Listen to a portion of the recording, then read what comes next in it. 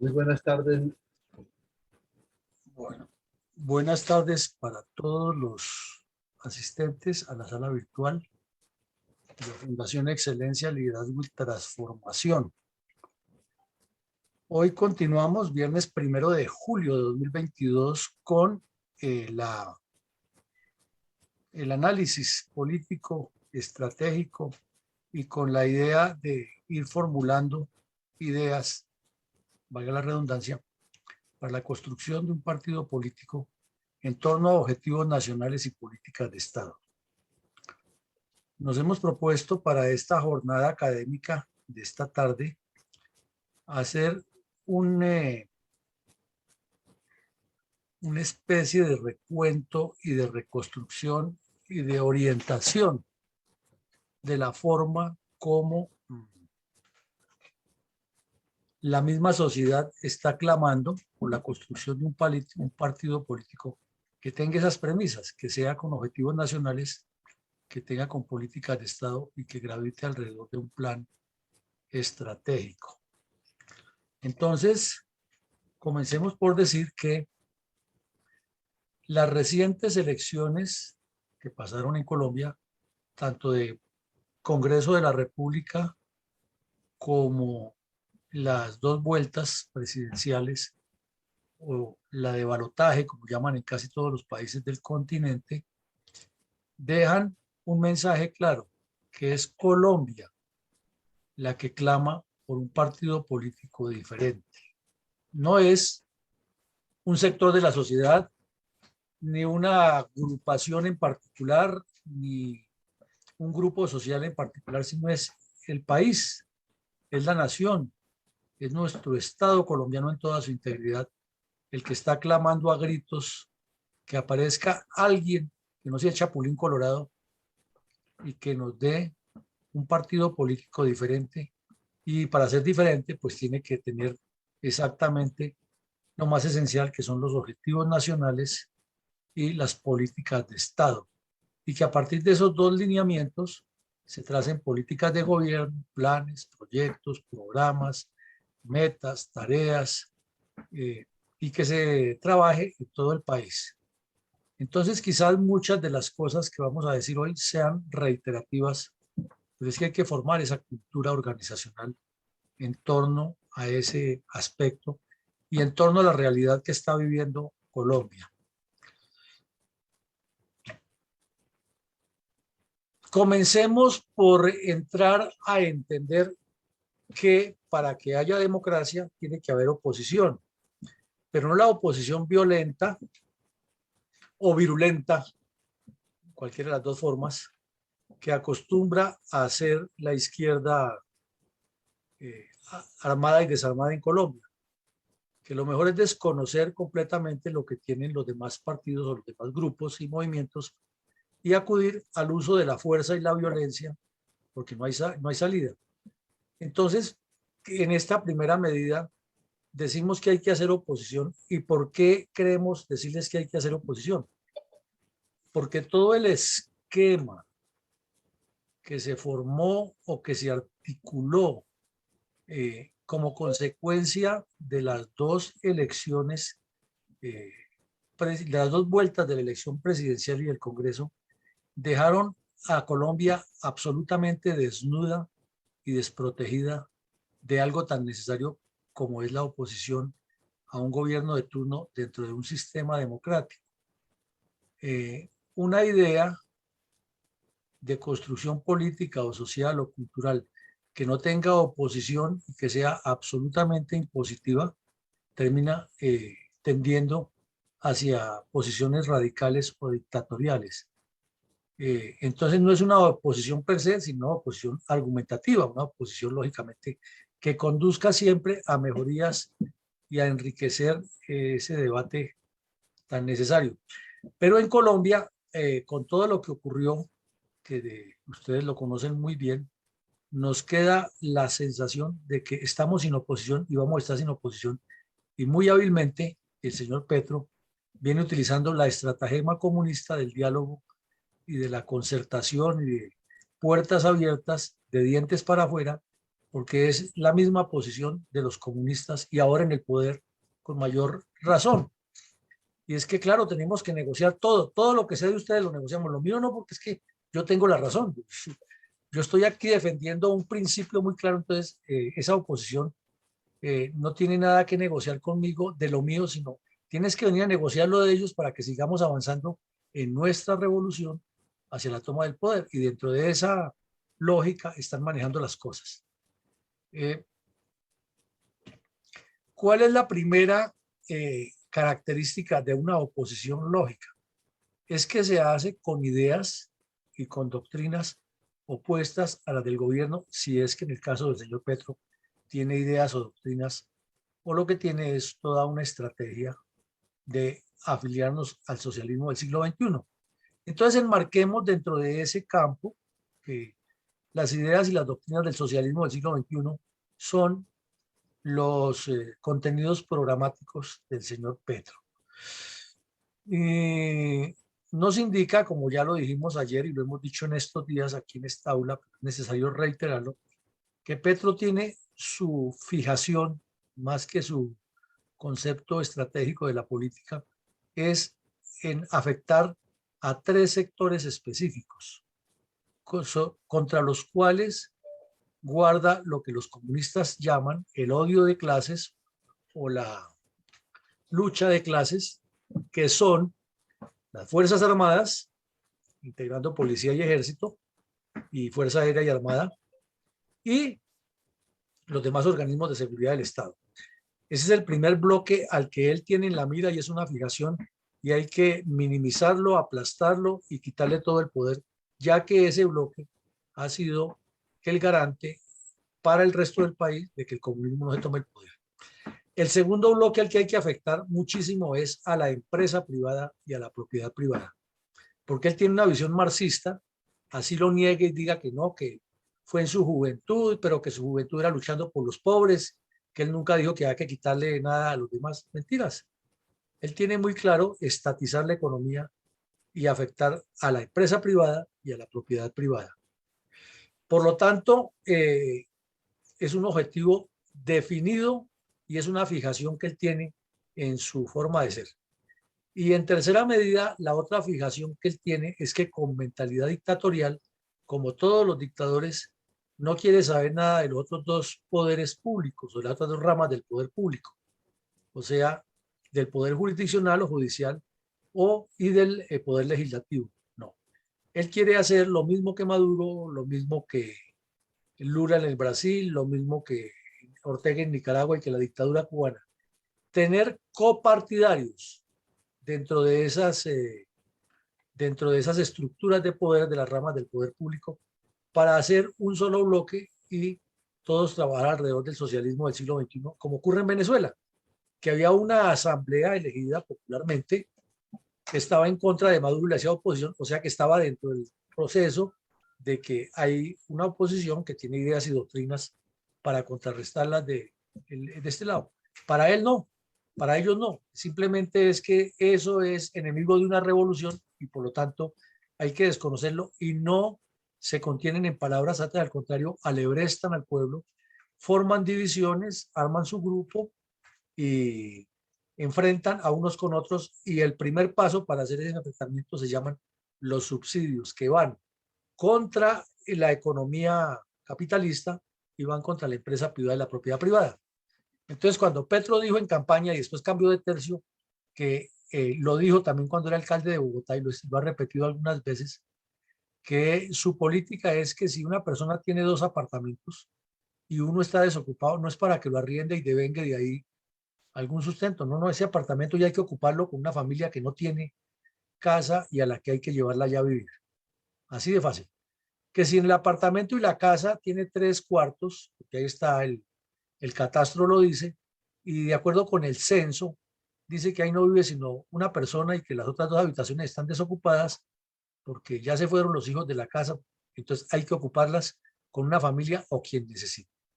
Recordemos que Chávez hizo hasta el show que llevó a vivir a gente, personas, la llevó a vivir dentro del Palacio de Miraflores para demostrar que era el primero que cedía en esa política. Y el señor Petro comulga con eso. Entonces no nos engañemos. no hay oposición por lo que pasó y los hemos visto desfilando arrodillados todos allá y haciendo politiquería los sectores diferentes, la situación grave. En segunda medida, en la oposición, ¿qué otra cosa requiere? ¿Qué otro aspecto, qué otro contenido requiere? Que la hagan conjuntos, grupos, conjuntos de, un conjunto, perdón, de grupos, partidos o personas. Y aquí nos queremos detener por eso, porque los grupos se sobreentiende que son grupos que tienen una orientación filosófica, que tienen un concepto político claro sobre cuál es su doctrina y cuáles son sus ideas. Y que desde luego o son ya partidos o están en formación de partidos o tienen una estructura partidista. Y las personas que hacen oposición se convierten en disidentes, como lo llaman ellos mismos, o en actores de la vida pública que a veces son intelectuales, a veces son artistas, a veces son lo que llaman ellos mismos líderes sociales que actúan de manera casi independiente y aunque no están matriculados con ningún grupo político, hacen acciones de oposición. Pero, ahí viene el pero, lo que no se hace desde un partido no tiene ningún peso, no tiene ningún peso porque no incide en las decisiones políticas, incide en la actitud, en el comportamiento, en la conducta de determinados sectores de la sociedad que se sienten alebrestados. Verbo y Gracia, un intelectual como Vargas Vila, él era liberal y escribía mucho en contra del Partido Conservador y de la Iglesia y de unos supuestos abusos que él conocía de acuerdo con sus fuentes que tenía. Pero Vargas Vila nunca militó directamente en el Partido Liberal como activista o como candidato a nada, pero tenía mucha gente que lo seguía y al día de hoy todavía tiene lectores. Don José María Vargas Vila, con sus famosas obras de Aura Las Violetas, Laure de la Loba, Hombres y Crímenes del Capitolio, etcétera. Eran las obras que eran de lectura obligatoria para quien tuviera ideas revolucionarias en su época y durante mucho tiempo fueron leídas por muchos y satanizadas por otros. Entonces, ese es el estilo de personas. Pero en el caso de que la oposición sea efectiva, necesita ser un partido que tenga presencia en los órganos de poder público y en los funcionarios del Estado para que pueda presentar o defender o actuar alrededor de sus ideas y doctrinas. Entonces eso nos indica que hay que tener un partido, que es otra razón para la verdadera oposición política, y que ese partido debe estar alrededor de objetivos nacionales, de políticas de Estado, de políticas de gobierno y de unos planes y proyectos para que tenga razón de ser. Además, para que la disciplina de sus miembros, la membresía tenga una disciplina que lo adhiera a ese contenido. Y la tercera razón de la oposición política es que en democracia la deben hacer los partidos. Cuando son dictaduras, la hacen los grupos armados. Porque como no tienen la forma de participar en política, ya que les niegan, como ocurre en Venezuela y en Cuba, entonces la gente finalmente tiene que recurrir es al uso de las armas y la acción guerrillera. Pero como aquí estamos en Colombia todavía en democracia, entonces debemos pensar que este señor que acaba de ganar necesita una posición que por el momento no se ve por ningún lado, habida cuenta de los hechos recientes. Y en cuarta medida, de lo que trata o de lo que se quiere hacer con la oposición política es que tenga siempre una acción de gobernanza, no es de confrontación. La oposición política ideal es de que todos sabemos, los gobernantes ya por ley deben presentar en el órgano ejecutivo un programa de gobierno y ese programa se supone que debe estar cuantificado en dinero, que debe estar cualificado en proyectos, que debe estar estructurado con un quehacer metodológico y con unas metas definidas durante el periodo de gobierno. Eso se supondría que es lo básico. Y cuando hay una oposición es porque usualmente son los que no ganan, o dicho de otra manera, los que pierden la elección, y entonces van a contrarrestar con argumentos lo que se requiere hacer. Entonces tienen que ir, en el caso del municipio, al órgano legislativo, que es el competente y es el lógico para eso, a plantearle que hagan los respectivos debates sobre las obras y sobre los proyectos que tiene el señor alcalde y contrastárselos con sus ideas y armar dentro de las bancadas una oposición sana. Lo que ocurre es que aquí en Colombia todos sabemos qué pasa con eso. ¿Y por qué esa acción de gobernanza? Porque es que lo que va a hacer un político no es para él, no es para apuntalarse en su siguiente etapa de subir de alcalde a gobernador. Obvio, eso es el juego de la política. Y obvio, para eso hace el política, porque sueña llegar hasta presidente pasando por las etapas y es válido, porque es un deseo obvio del ser humano. Lo que no es válido es que lo utilice es los recursos del Estado, los proyectos del Estado y las componendas que se hacen, que dicho en forma legal se llaman acuerdos, no para buscar la mejor solución, porque en esencia un acuerdo que hay inclusive interpartidista y con oposición o sin oposición, desde que esté bien hecho es, por decir algo, se necesita la carretera entre la vereda La María y la vereda Santa Inés. Y el alcalde que ganó no la tenía dentro de su proyecto, pero debe ser también hecha la oposición que se hace, que quien presentó el proyecto o quien tiene la claridad de para qué es, mueve las bancadas en el Consejo Municipal para que el alcalde termine convencido que tiene que hacer eso y readecue su proyecto de gobierno y lo haga para que favorezca esa comunidad. Eso en lo pequeño, en lo grande, pues con mayor razón sería. Lo que pasa es que aquí en Colombia todos conocemos qué ocurre y que toda esa participación, todo ese desarrollo tenga una interacción con organizaciones sociales y con representantes de las comunidades. Y ahí está lo básico, que es la presencia de la acción comunal. Para eso es la acción comunal, para interactuar con las autoridades. Y eso se llamaría la verdadera gobernanza cuando están interactuando el alcalde con la acción comunal, con la comunidad y con los líderes sociales de diferentes sectores para concitar los proyectos, readecuar lo que existe y hacerlo siempre en bien de la comunidad, optimizando los recursos. Entonces la oposición tendría todos esos enfoques y no simplemente la oposición al estilo Petro, que mientras no esté en el poder, todo lo que esté en el poder es malo y hay que tumbarlo y hay que destruirle y hay que bloquearle. Entonces la oposición no es bloquear, sino al contrario, es enriquecer lo que hay para sacarlo adelante. Y eso no se ve en Colombia en este momento con lo que acaba de ocurrir con la elección. Lo que acabamos de ver, lo que estamos viendo hasta el día de hoy, desde el fatídico domingo 29, el 19, corrijo, 19 de junio y 29 de mayo, pero fatídico el 19 de junio, es que el señor Petro muy hábilmente está, como él sí entiende de esto, porque toda la vida ha estado en ese campo de la oposición violenta y leen, porque los comunistas sí leen, a diferencia de los otros sectores de la sociedad que leen menos sobre estos temas, él sabe que la forma en que se le puede contrarrestar su nefasto plan de gobierno es con oposición política. Entonces recurrió a la estratagema de negociar y de negociar con gente que no tiene plan estratégico, que no tiene objetivos, que no son partidos políticos, como lo hemos sostenido, sino que son eh, agrupaciones de personas con un clientelismo electoral y un clientelismo político peligroso.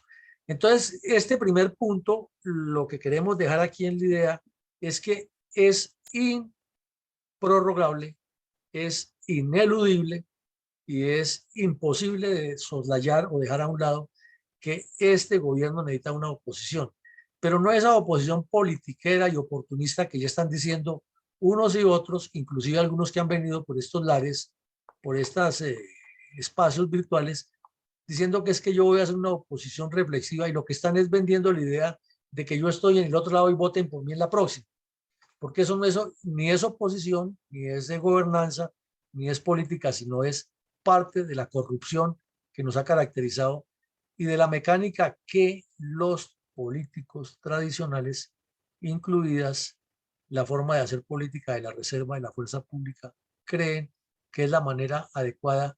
Y cada vez que se habla de todos estos temas tan interesantes y tan importantes, siempre surge la misma cosa, que tenemos que unirnos con políticos porque ellos nos enseñan, y yo les pregunto siempre, ¿y nos enseñan a qué? ¿Qué es lo que nos van a enseñar? ¿A hacer trampa? ¿A ser sucios? ¿A incumplir los proyectos? ¿A engavetar los planes que pueden ser buenos que ya existen? ¿O a no presentar nada distinto y elaborar documentos con engaños? Entonces eso quiere decir una segunda razón, que es que realmente el país sí necesita un partido político que tenga toda esa estructura estratégica, que tenga una organización que lo lleve a eso. Pasamos aquí a otro tema importantísimo, que es hacer una radiografía sin que pretendamos hacer un, un punto o un referente que sea sine qua non. No, sino tratamos de mirar lo que hay sobre el tapete y ponerlo sobre la mesa en blanco y negro, sin grisecitos ni matices de otros colores, sino tal cual, desnudo, como mi Dios trajo al mundo a los seres humanos. Aquí ponemos desnudas son las ideas y las conclusiones sobre la mesa. No nos engañemos, señoras y señores. Hay una desnaturalización de los partidos existentes. Y cuando se habla de desnaturalización es que perdieron su razón de ser. Ya no existen. Están convertidos en un foco de corrupción y de empresas clientelistas que dan vergüenza. Y no es que Colombia haya tenido partidos sólidos, porque nunca los tuvo. Lo que tuvo fue banderas eh, pasionales que siempre terminaron en actos de violencia y que le dieron el paso al Partido Comunista para que entrara a ganar un espacio que los otros no han sido capaces de conquistar, que era salir de los núcleos urbanos donde ejercían ciertos controles, llegar a los núcleos suburbanos y llegar a las zonas rurales e integrar todo un país nacional, porque tuvieron hasta el cinismo de hablar del país político y el país nacional. Y todavía en vida de Alfonso López, hace unos 20, 25 años, él hablaba así, el país político y el país nacional, porque para ellos era normal eso. Donde estaban los votos y las componendas era en algunos núcleos urbanos. Entonces, qué pereza tener que ir a trabajar con el campo.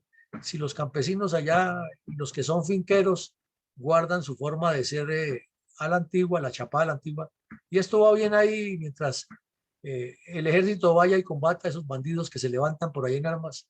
Todo sigue aquí tranquilo y nosotros en los clubes podemos seguir hablando francés y tomando champaña y todas esas cosas.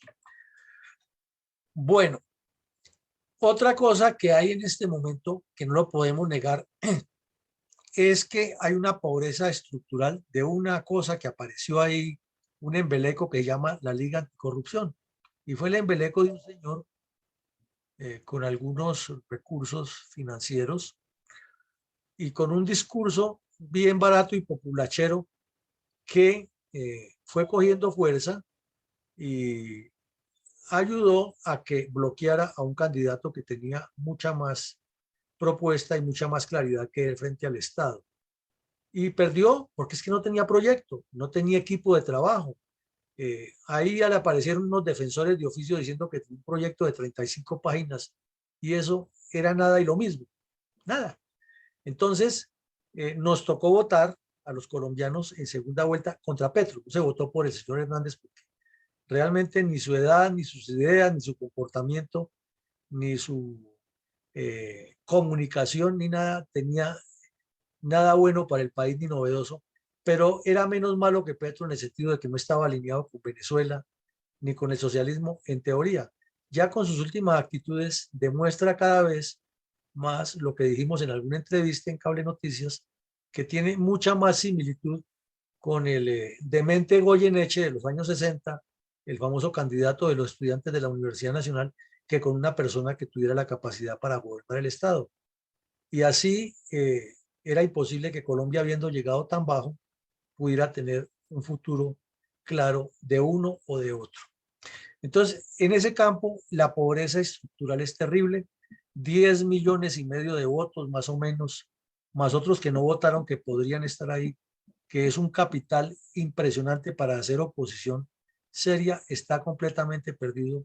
Y nos atreveríamos a pensar que si este caballero volviera a aparecer como candidato en este momento, ya no consigue ni 50,000 votos, porque ya la gente lo conoció y sabe que es un oportunista, un politiquero igual a los demás y que como que le falta una coherencia mental o como se dice en términos coloquiales, tiene alguna tuerquita por ahí desajustada.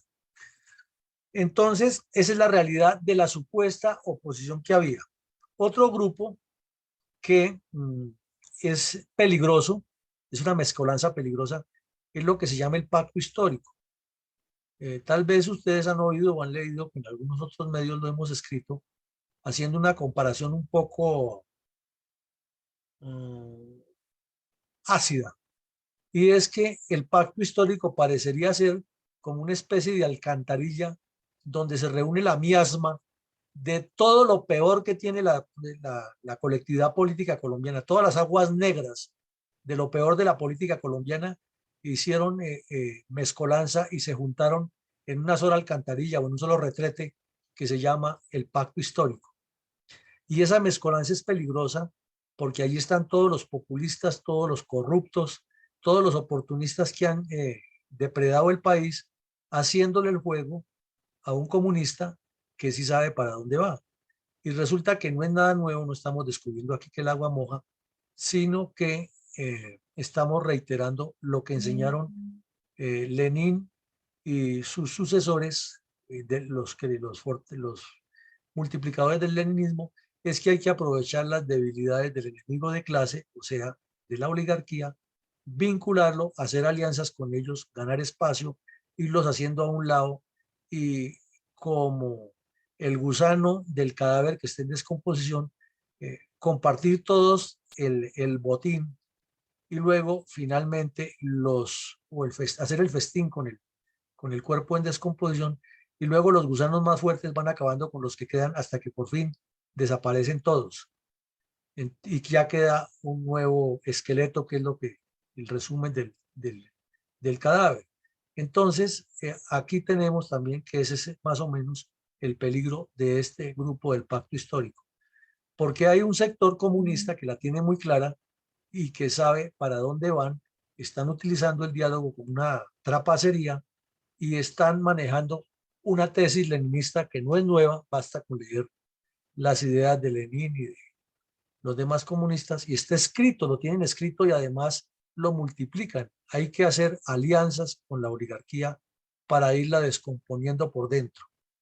Y estos sujetos, con el afán de que les den mermelada y puestos o que les escondan sus investigaciones que tienen por de sus acciones, se han ido acercando todos y el Señor en este momento cada vez se fortalece más y aparece como el Mesías que le llegó a Colombia a traer ahora sí la paz. Y si ustedes oyen por las mañanas en la radio a los periodistas de diferentes eh, emisoras, todos dicen lo mismo, ¿no? Es que ya era hora de que le bajáramos a esa tensión y qué pereza que todavía hay gente en las redes diciendo que Petro es comunista, que eso no es por ahí, que ya ahora sí nos llegó el que sabe, y ahí por debajo está el río de mermelada haciendo que eso se diga sin saber a ciencia cierta para dónde nos llevan, que conociendo la personalidad desafiante, resentida, de generación de odio que ha manejado el señor Petro toda la vida, ¿quién nos va a garantizar que fue que ahora sí se volvió buena persona? Ya, ahora sí ya no más, ahora sí ya cambió, no creemos. Por otra parte, en esta misma radiografía hay una crisis estructural en el centro democrático. La prueba fehaciente fueron las marchas del año pasado. El centro democrático dejó solo al presidente Duque y Duque tampoco hizo mayor cosa por concitar la unión, si no es porque ya la misma prensa y las marchas lo fuerzan a que no siguiera en su show diario de Duque obrando casi de médico y de especialista en coronavirus, todos los días dando consejos, en un programa Aló Presidente al estilo Chávez todos los días. eh, el Centro Democrático lo dejó solo, se fraccionaron y salió a relucir lo mismo que hablamos de los otros partidos. No tienen ningún plan ni programa estratégico. Parecería ser que el programa estratégico del Centro Democrático es decir que son anticomunistas. Entonces, vote por mí porque yo soy anticomunista.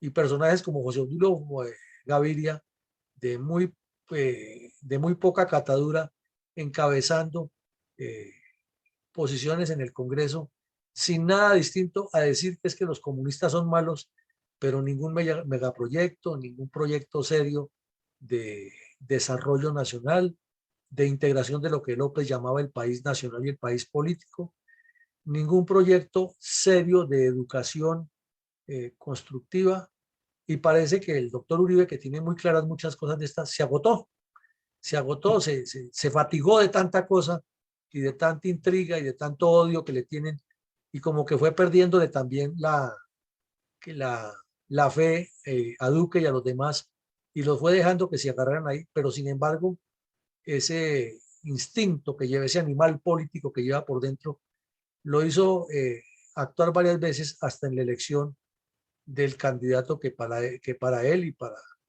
lo más conveniente para el país era el señor Gutiérrez. No era lo mejor, pero era lo más conveniente. Entonces, eso le generó más problemas con el sector de la señora Cabal, que también tiene la lengua bastante afilada y genera mucha polarización. Entonces terminó haciéndose en el Centro Democrático lo que diga Uribe, o sea, lo que diga una persona y no lo que decía la lógica. Y entonces ya apareció un señor de los Llanos Orientales poniendo una tutela de que a él le estaban negando su derecho a ser candidato presidencial. Y claro, aparecen los que lo defienden y los que no lo defienden, los que lo atacan, diciendo que tenía las condiciones, que no las tenía, que era un oportunista, como fuera, demuestra la crisis tan tenaz que había. Y lo que hablamos aquí hace un año más o menos en pleno paro, de que la bancada del Partido Centro Democrático dejó solo al presidente Duque. Y eso demuestra una crisis estructural y quiere decir que ese partido también está en crisis.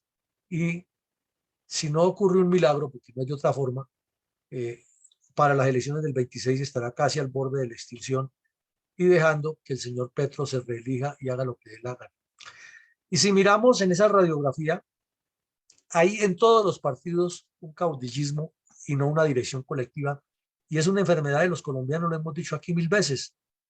Eh, Estamos trabajando para construir un partido político y nunca preguntan, bueno, ¿y cuál es el programa y cuáles son los puntos sobre los cuales vamos a gravitar? No, ¿quién es el jefe y cómo se llama el partido? Y eso es todo lo que le interesa a la gente.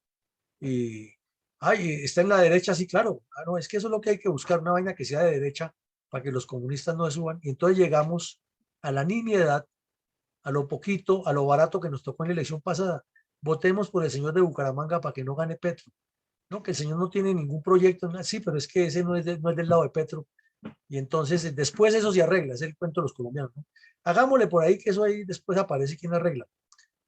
Entonces ese caudillismo que ese señor tuvo, porque además un caudillismo férreo, ridículo, en pleno siglo XXI, cuando el hombre ya ha ido a la luna y es que tiene visitas a Marte y hacen exploración en Júpiter y en Venus, en Saturno, y hablan de que en no sé cuántos años se saldrán de este sistema solar para visitar otros, porque se calcula por estudios que hay otros planetas que tienen las mismas condiciones nuestras y podría ser el traslado de los seres humanos allá para hacer una nueva vida. Todo eso se analiza.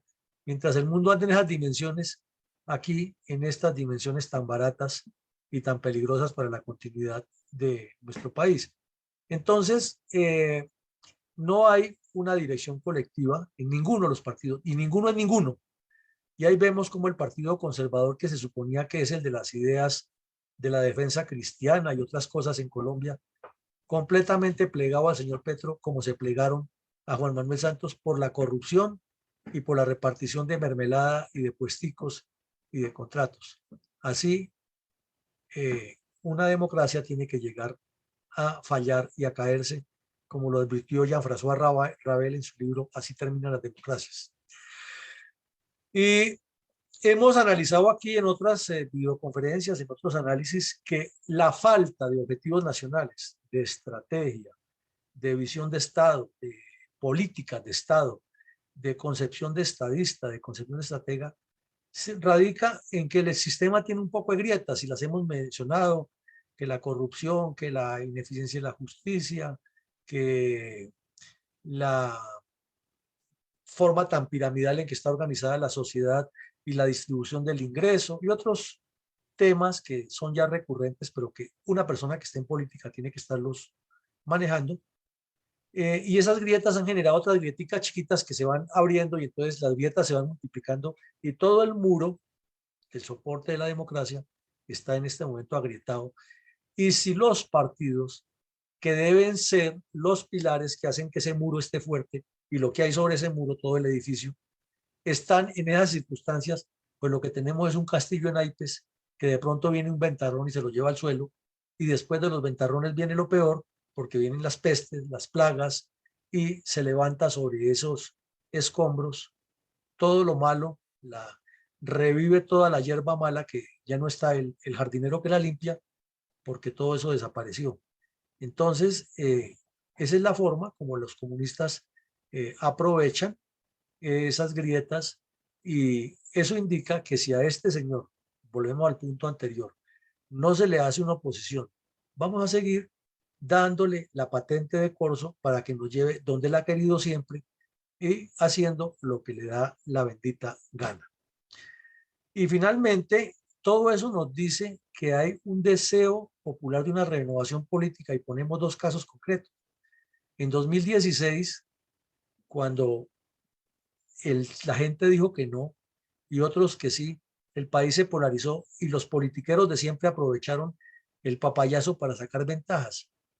Eh, Personas que habían sido más o menos tibias diciendo que había que votar no, porque tenían la absoluta seguridad de que él sí iba a ganar, y abrumadoramente, ante la corruptela que estaba manejando el señor Santos con ese tema.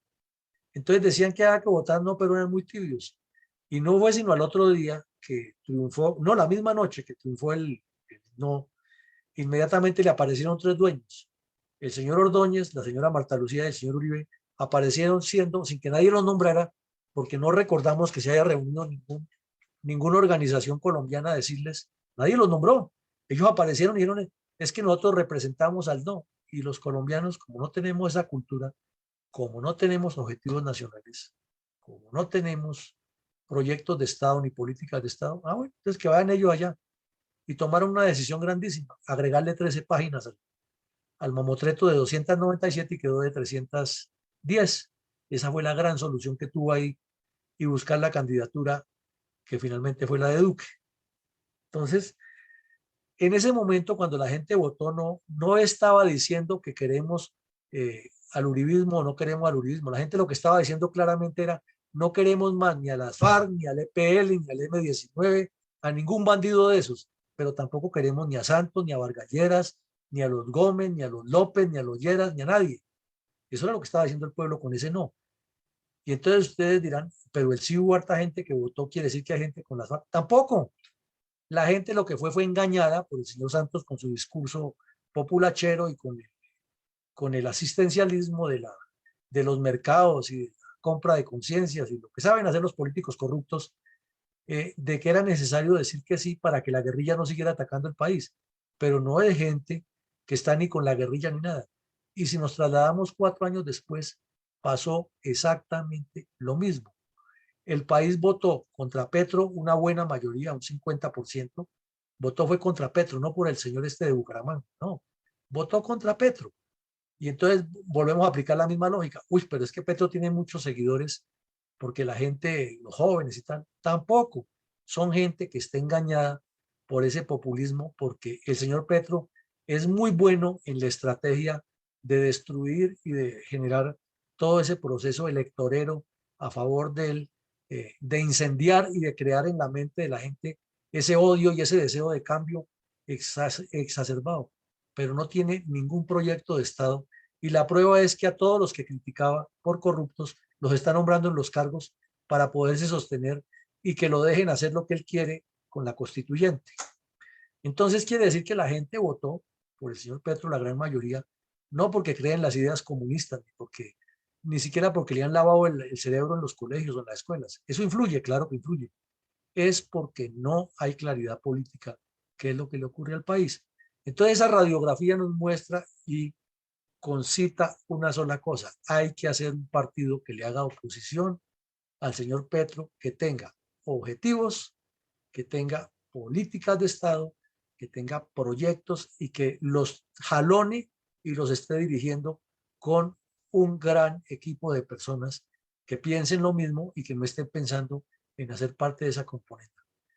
Nos parece que radiografía más clara no la podía dar estos resultados electorales.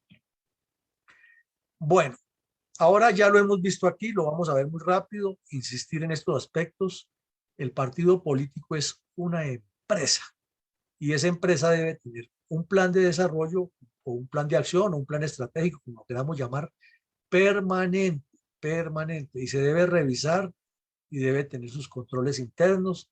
Y si esa empresa tiene junta directiva o directivos, tienen que estar refrendando todo lo que se hace y no poniéndole trabas a los que estén en la dirigencia o haciéndole contrapeso para que las cosas no funcionen. Y debe tener sus 5, 6, 7, 8 departamentos o secciones o partes y todas trabajando de acuerdo con una programación, de acuerdo con unos reglamentos de funcionamiento y de acuerdo con una estructura total de toda la empresa para que llegue a unos objetivos. Y esos objetivos tienen que estar enmarcados en lo que vemos, planes, proyectos, metas, etcétera. O sea, lo que se llama un plan estratégico. Si un partido político no tiene plan estratégico, como está reflejado en la radiografía que acabamos de hacer, pues pasa lo que estamos viendo. Los mesías, los oportunistas y la gente sin rumbo, sin directores, vota por lo que considera menos malo o por lo que cree que es el camino, a ver si esto cambia. Y esa es la respuesta que dan todos, ¿no? ¿Por qué voto por este? No, pues que yo estoy esperando a ver si cambia y confiemos en que Dios nos ayude. Pero es que no hay que confiarle todo a Dios porque si el soldado está de centinela y dice confía en Dios y el soldado se duerme, pues viene el bandido y lo mata y le roba el fusil. Entonces, Dios no es el que está prestando de centinela, es el soldado. Y hay que tener en cuenta este aspecto que acabamos de colocar aquí. Un partido debe tener cuadros que formen más cuadros. Y así se evita ese caudillismo. Porque si hay mucha gente empoderada, varios, en todos los niveles, entonces es una forma de hacer más competitivo internamente el partido y más efectivo, porque siempre habrá personas que no solo están listas para llenar un hueco que se abre en la fila, sino también para asumir responsabilidades acorde con los retos que va trayendo la vida moderna. Es una crisis mundial en este momento, no es solamente en Colombia, es que somos la excepción, somos la regla, hasta en Estados Unidos ocurre. Ahí vimos, y lo hemos cuestionado aquí muchísimo, que en la última elección de Estados Unidos llegaron casi al nivel de Colombia, de elegir entre un señor que ya la edad no le ayuda mucho para el agite que tiene un presidente, o un autócrata que creía que era el dueño del mundo, eh, y que en cierta forma tenía algunos pareceres con el señor Hernández de Colombia. Eso no es lo que corresponde a un país con tanta tradición democrática, con tanta solidez institucional y con tanta responsabilidad en el mundo frente a lo que hay. Y así están en Francia, y vimos que las elecciones ganó Macron, que era el menos malo de los dos. En España ni se diga. En Alemania se fue la canciller, que era muy populista, pero ha hecho muchas cosas. Y el señor que está ahora ha tenido bastantes dificultades. Le está pasando no tan fácil. La guerra de Ucrania les ha ayudado mucho a algunos para enmascarar sus debilidades. En Inglaterra, que es el templo de la política del mundo y de grandes cambios, hay dificultades grandes con el señor Boris Johnson. Todos le conocemos que lo quieren destituir por haber mentido en la pandemia y porque tiene otros pecadillos por allá. Y así el mundo entero anda en eso. Y Latinoamérica, así ni para qué nombrar. Entonces lo que necesita es un partido que tenga cuadros permanentes, que haya esa cultura de la formación permanente de cuadros, para que sea parte de una empresa que es innovadora. Debe tener ideología, ya lo hemos dicho, debe tener identidad, debe tener estructura orgánica y debe tener estrategia. Entonces, si un partido logra tener estos componentes, podemos pasar ya a que Colombia lo necesita y que no lo podemos dejar de hacer. Y tenemos estos retos. Y sobre esos retos tenemos que trabajar en forma estructural alrededor de un proyecto y mejorarlo permanentemente. Tenemos como reto, primero, hacer oposición. Ese es el reto inmediato. Y para hacer oposición hay que llegar con ideas, con organización y con acciones. Si la oposición se va a limitar a las redes sociales y al refrito de repetir todavía que Petro hizo trampa como si fuera un descubrimiento, pues él tiene mentalidad delictiva y él va a hacer trampa todas las veces que pueda. La ha hecho toda la vida, ¿por qué ahora será la excepción? Entonces no nos enfrasquemos en eso. es cómo hacer la oposición de una manera organizada y con acciones. Ese es un reto que tiene el partido que asuma la oposición, no simplemente de bla, bla, bla, sino con hechos. Se debe recuperar la senda democrática. No es que Colombia trajera una democracia perfecta, porque no es cierto, no lo es. Y la prueba es que la culpa de esa falta de mantener la senda democrática es la que nos ha llevado al abismo en que estamos. Porque democracia no es solamente decir que los eligen a los que están allá, que es lo más fácil decirlo, sí, todos fueron elegidos popularmente. Pero ahí viene la pregunta, ¿por cuántos? ¿Fue todo el caudal electoral el que los eligió? Segunda pregunta, los que los eligieron estaban completamente conscientes de que los elegían porque tenían programas convincentes, políticas de Estado, objetivos nacionales que los identificaban, o los eligieron porque era el menos malo desde su óptica y era el que, o el que les estaba prometiendo que mensualmente les iba a dar el subsidio, iba a mantener la sinvergüencería legitimada con el asistencialismo. De pensar eso. Entonces tenemos que pensar que ese reto, para que eso exista, además de tener todo el plan escrito y la contextura de lo que se quiere, hay que construir una estructura que sea sólida, que no sea caudillista, que no sea unipersonal, que el candidato no llegue imponiéndose desde el principio, ni que es lo que diga una sola persona de cómo proceder con los nombramientos o con las candidaturas, porque eso lo que forma es corrupción, nepotismo y amiguismos y daños letales para el mismo partido y para la democracia. Porque entonces ya no depende una persona de su trabajo para representar un partido, su trabajo interno dentro del partido, sino depende de si le cae bien o mal al que maneje el lapicero negro y rojo que dice este sí, este no. Y eso es lo que pasa en Colombia. Entonces, ¿cómo es posible que después de que supuestamente se hace la decantación de el departamento de Boyacá, por poner un ejemplo concreto, y se dice que el candidato de tal partido tiene que ser esta persona porque los de Boyacá lo consideran que ese es, pero tiene que estar expuesto a que venga una persona que vive en Bogotá, que puede que haya viajado muchas veces a Tuna y a Sotaquirá, y a Sogamoso y a Guateque, que haya ido a comer arepas boyacenses y cocido boyacense, todo lo que vive allá, puede que tenga alguna idea, pero ¿por qué tiene que ser que una comunidad en la que supuestamente hicieron las cosas bien hechas, escoge su candidato y aquí queda sometido a que lo ratifique una persona porque tiene el poder de que es el unipersonal de ese partido? Entonces ahí está el problema, que eso hace que cada quien se va sintiendo dueño de su zona y viene también aquí, es hacer la componenda y el amiguismo y entonces se pierde esa esencia de democracia participativa. Bueno, otra tarea y otro reto actual es que toca preparar gente para las elecciones regionales.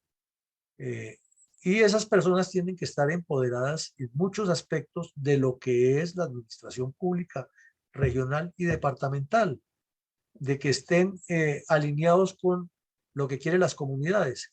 Porque dice, por ejemplo, es que de tal sector, de los maestros, de los jueces, de las mismas Fuerzas Armadas, etcétera, se lanzaron unos candidatos y la gente no votó por ellos. Pues claro, pero es que si no presentan proyectos concretos, si no tienen esa empatía con el electorado regional y municipal, es que el campesino y la persona del pueblo normal, del municipio, no necesita que le pinten, que le van a construir, que le van a pavimentar el río Magdalena, le van a reducir el embarazo a 6 meses, ¿no? Esas personas lo que necesitan es que les resuelvan lo mínimo, que les garanticen que de la vereda tal a la vereda tal, la carretera se pavimenta, que el Estado le garantiza que no lo van a estafar más con la producción de lo que él saca de sus frutos de la tierra y que trabaja muy duro y el que se queda con el gran porcentaje es el intermediario. Y cosas así lo que necesita el campesino.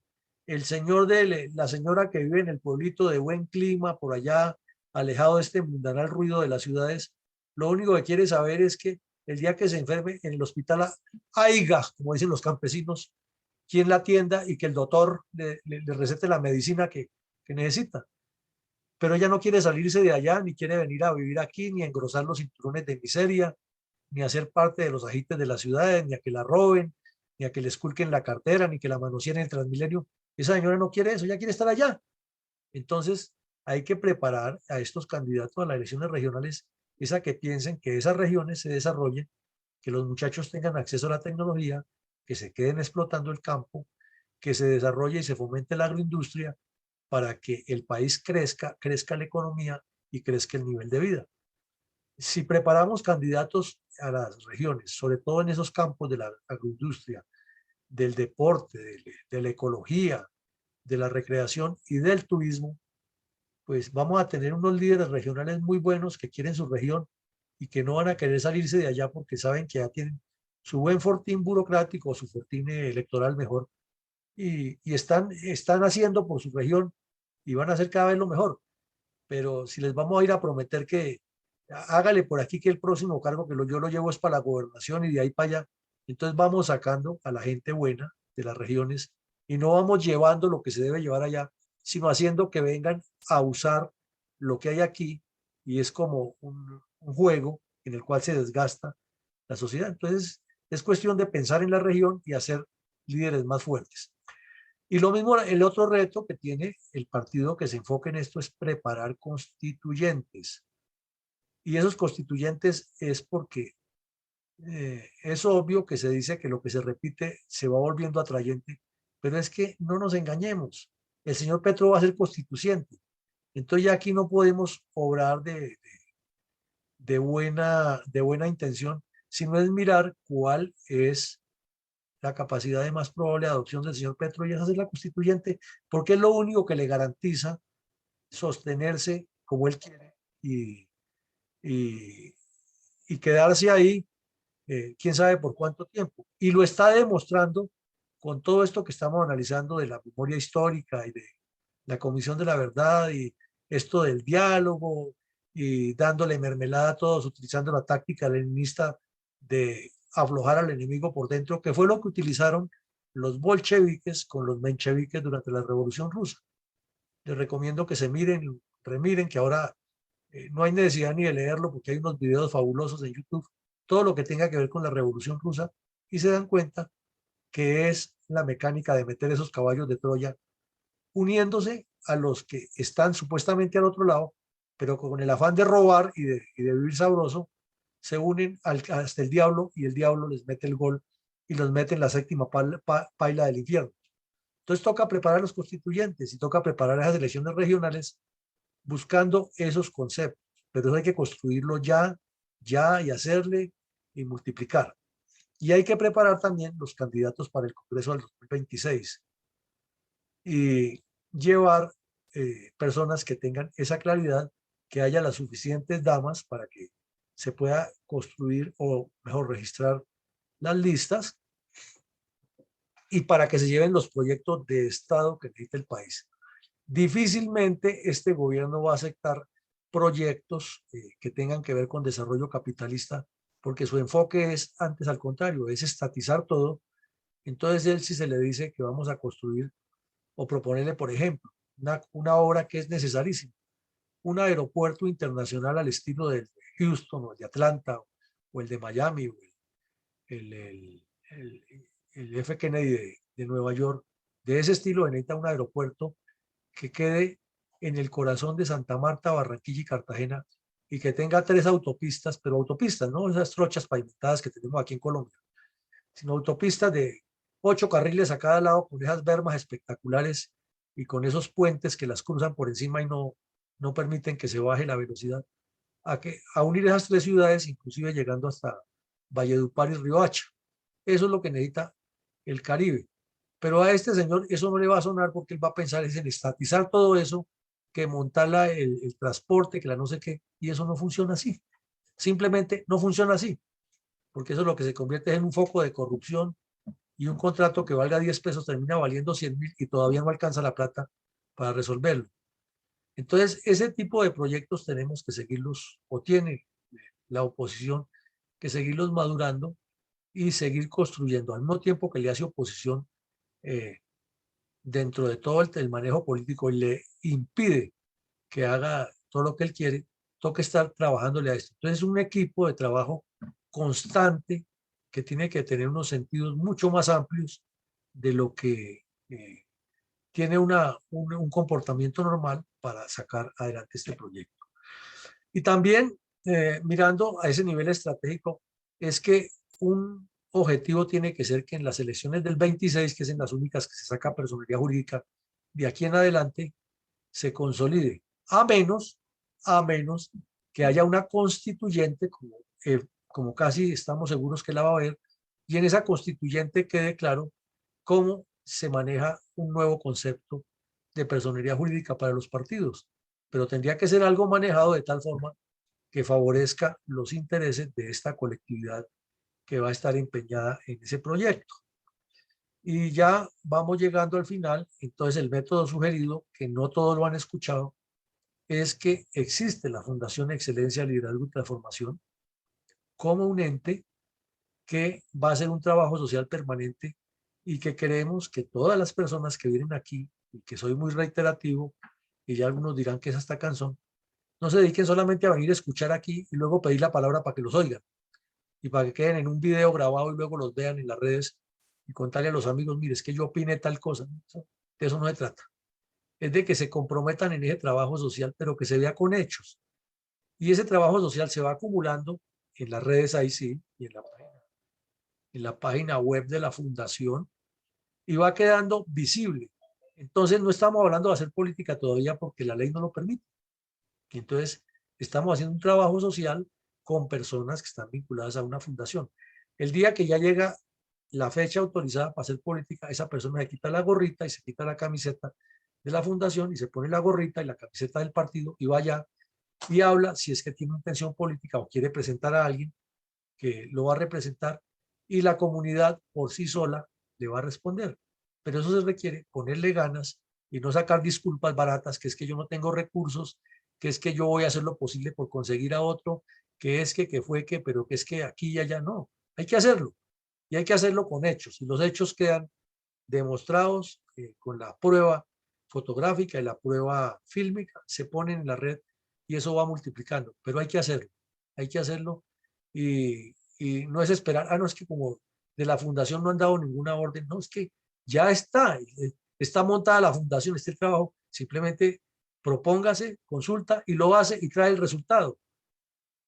Bueno, segundo, hay que hacer una recolección de administración de fondos y en esto vuelvo a repetirles, no se trata de venir todos los días aquí o de traer invitados y no, es que yo no puedo dar fondos, es que nadie le está diciendo que se meta la mano al bolsillo, le estamos diciendo ayude a conseguir los fondos, ingéniese las cosas, invéntese algo, haga algo distinto desde su óptica y sus contactos para que los fondos fluyan y los fondos van a fluir, seguro que van a fluir, pero esperando a que otro haga, así es muy difícil. Así es muy difícil. ¿Cómo hacen las fundaciones en el mundo? Hacen mil cosas. Se inventan subastas de arte, buscan donaciones de alguien que dice, oiga, yo tengo por allá una máquina de escribir vieja, que no sé qué vaina. Entonces va y se busca un coleccionista de chucherías de esas y se le dice, mire, esta fundación tiene esto, la máquina vale tanto, pero queremos un fondo. Entonces consígalo y consígnelo, pero que se vean los resultados y no que tenga la disculpa, no es que el sueldo, mi salario no me alcanza para eso. Y entonces, ¿cómo queremos cambiar el país? Es que se necesitan los fondos para que las personas se muevan, los que van a hacer todo este trabajo, porque esto hay que llegar a muchas partes. Hay que hacer formación de cuadros y eso cuesta dinero, porque hay que pagar eh, los salones, ya la virtualidad tiende a bajar un poco y es que la cara del santo hace el milagro. Entonces hay que ir a Medellín, a Leticia, a Cali, a Bucaramanga, a Popayán, a Pasto, a todas partes hay que ir a promover todo este trabajo, a explicar toda esta metodología, a interactuar, a dejar tareas, a volver a revisar, a que los de allá viajen también por aquí y vengan a exponer y a ir formando todo el contexto. Eso cuesta dinero. Entonces hay que buscar el dinero y no sacar disculpas de que yo no puedo, porque así no avanzamos nunca. Eh, pero además es que hay proyectos que ya son las cosas serias que puede hacer la fundación. Entonces, si se puede hacer un proyecto, por decir algo, de unas viviendas para unas personas de escasos recursos y se tiene el arquitecto y los ingenieros que hacen todos los estudios, se les dice, cuando el proyecto comience a funcionar, se les paga y se cuadra con la fundación, sus honorarios valen tanto y todo eso. Se comienza ya con el proyecto montado en la mano, no de bla, bla, bla, sino que aquí está el proyecto montado. Entonces se puede ir a empresas a pedir Los apoyos, se puede ir a las embajadas, se puede ir a organizaciones internacionales y comienzan los recursos a fluir. Pero si seguimos todos con la apatía de que es que yo no puedo, pero yo estoy aquí y cuenten conmigo moralmente, eso es lo más inicuo que se puede decir. Entonces, por hacer muchísimo desde que se tenga la voluntad.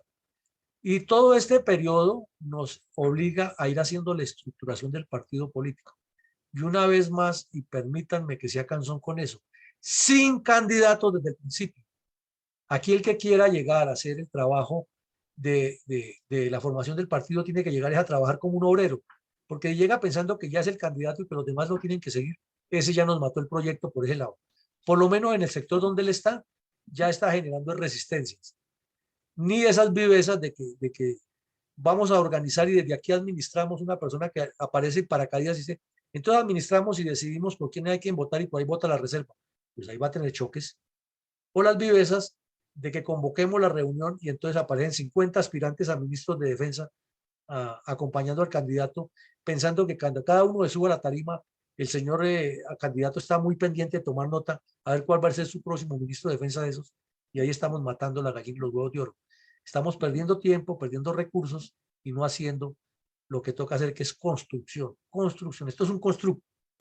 Bueno, hay que también dejar una continuidad del enlace mutuo, porque no se trata de que se hizo una visita y ustedes ya quedaron allá informados. Eso no funciona tampoco. Eso no funciona. Eso, amor de lejos, amor de pendejos, dice el dicho. Es haciéndole la presencia, dejando la tarea y revisándola y volviendo a la otra tarea y volviendo a revisar y esa retroalimentación permanente. La cara del santo hace el milagro. El comandante que viaja permanentemente hasta el frente de las tropas y está con ellas es el que tiene éxito. El que está por ahí en su puesto de mando con aire acondicionado va a tener fracasos y sorpresas. Escuela Internacional de Geopolítica, hemos sido muy insistentes. A esto toca seguirle trabajando y necesita recursos, señores. Recursos. Hay que tener una sede, hay que tener todo un proyecto montado y no meternos en ese enfrasque. No, es que eso no se puede porque otro no pudo. Pues si ese no pudo, será que tuvo una dificultad. Pero ahí viene la otra frase. ¿Y qué es fácil en la vida? Entonces, terminamos diciéndoles que la tarea inmediata, es hacer unos seminarios en todo el país. Entonces, a quienes nos escuchan hoy, les queremos poner esa tarea. Estábamos haciéndole desde hace días el intento. Esta mañana lo tuvimos con los señores oficiales de artillería que están aquí en Bogotá. Afortunadamente tuvo mucha recepción la idea y la próxima semana vamos a hacer la reunión con el señor general Rueda ya para montar el primer seminario de formación de líderes políticos para enseñarles, para enseñarles varias cosas a partir de esta siguiente temática, que todavía no es la definitiva, pero es el bosquejo. Primero hay que explicarle a la gente cuál es nuestro plan estratégico, qué es lo que queremos hacer, a dónde queremos llegar. Y ese plan estratégico las personas tienen que asimilarlo, reflexionar sobre él, escribir sobre él, puntualizar sobre él, exponer sobre él. Entonces, así sí se hace lo que llamaba el señor Sócrates en su mayéutica. Enséñale al alumno a parir la verdad y después de que la haya parido, a que la ame. Y esa es una metodología de educación alemana muy antigua que ha funcionado muchísimo. El famoso seminario alemán es aprender haciendo, opinando, escribiendo y menos carreta. Entonces, ese ejercicio demanda unas cuantas horas. Este otro ejercicio, ¿qué es un partido político? Entonces tenemos que quitarle a la gente de la cabeza el cuento de que un partido político es abrir un grupo de WhatsApp, llamar a todos los contactos que uno tiene o que cree que son contactos y comenzar a enviarles ahí un poco de cosas que ni suma ni resta porque eso le da algún valor agregado, pero no está estructurado, no tiene una línea. Tercera, y eso también demanda tiempo y ejercicio. Luego sí ya viene la socialización del proyecto de Fundel. Hay que socializar el proyecto, pero paso a paso, tiro a tiro, objetivo por objetivo y formar una cultura política, una identidad alrededor de eso.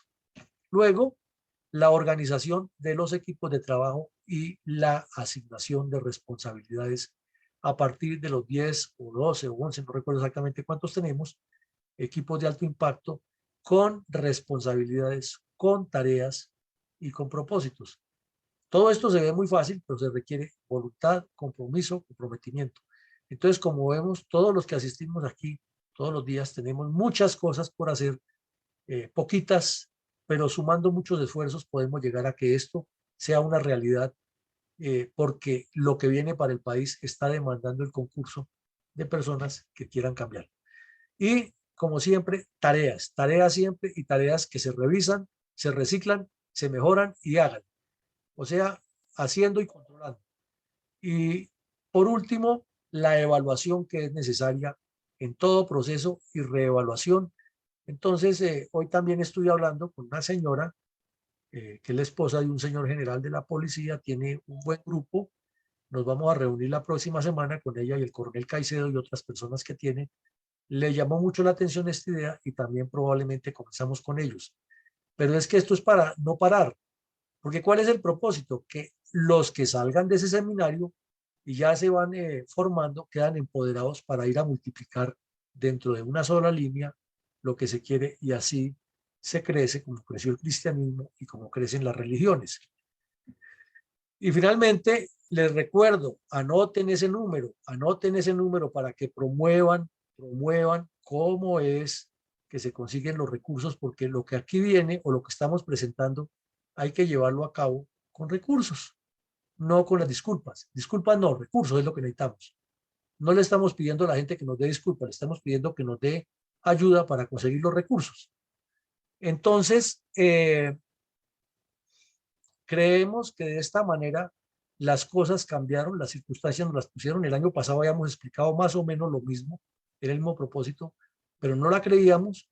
Ahora ya hay una realidad, hay un señor que se quiere eternizar en el poder, que está haciendo todas las marrullas calculadas que venían desarrollando previamente con todos sus cómplices, que si ustedes miran los 12 puntos de la propuesta de la Coordinadora Nacional Guerrillera o la Coordinadora Guerrillera Simón Bolívar, mejor, en 1992, cuando dijeron que la Constitución del 91 no les servía y que ellos tenían 12 puntos que eran los que había que hablar, fueron el eje guía durante toda la década del 90, fueron el eje guía con que le dieron 4 vueltas a Andrés Pastrana en el Caguán, fueron la base de lo que hicieron ya calculadamente por fases en Cuba para dejar montado todo el plan que están desarrollando ahora. Y son el eje guía con lo que la Comisión de la Verdad acaba de recomendar todo lo que dicen. Ya hoy un comisionado de la verdad fue y dijo por ahí en Europa que para qué van a combatir el narcotráfico y que Europa no le dé más apoyo militar a Colombia. O sea, desarticular todo el Estado. Insisto, cuando este señor habla de cambio no es como lo interpretan en la politiquería, un cambio eventual, hay unos cambios, no. Él está hablando de cambiar todas las estructuras sociales, políticas y económicas del Estado, comenzando, repito, para cerrar, Fuerzas Armadas, empresa privada y propiedad privada y la repartición del poder público o de las ramas del poder público en 3 secciones, es lo que quiere es controlar todo, absolutamente todo, estatizar la economía y llevarnos a una maravilla como la del señor Maduro en Venezuela, con el cuento de que es que Maduro no tiene la preparación que él tiene, porque él sí es más o menos la encarnación de Mahoma, Jesucristo y el mormón mayor en una sola persona mucho más poderosa que Dios sobre la tierra. Entonces, mi coronel Alarcón, le pedimos hoy que quienes asisten nos opinen específicamente sobre esto. ¿Qué hacer para el partido? No que nos pongamos a echar paja aquí que Maduro y que Chávez y que Petro y qué hace y que no, no, no. ¿Qué hacer para llevar a cabo estos puntos? Que tanto en las finanzas como en la organización, como comprometernos a sacar esto adelante, porque no podemos seguir especulando y esperando a que nos caiga el milagro del cielo. Adelante, mi coronel Alarcón, muchísimas gracias.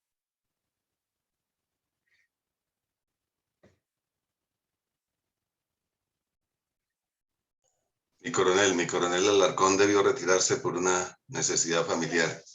Entonces, voy a colaborarle en otorgar la palabra. Bueno, en este momento estamos unos 16 participantes presentes y algunos a través del chat. No hay ninguna mano levantada, pero nos gustaría que los que quieran opinar al respecto sobre la pregunta de qué hacer para hacer realidad esta propuesta de Fundel, entonces levantarán su mano. Por el momento, pues vamos a pedir la opinión en orden de listado, por si desean contribuir con su punto de vista. Entonces está en primer lugar el ingeniero Alfredo Gruber. Adelante, ingeniero, si desea contribuir con su opinión.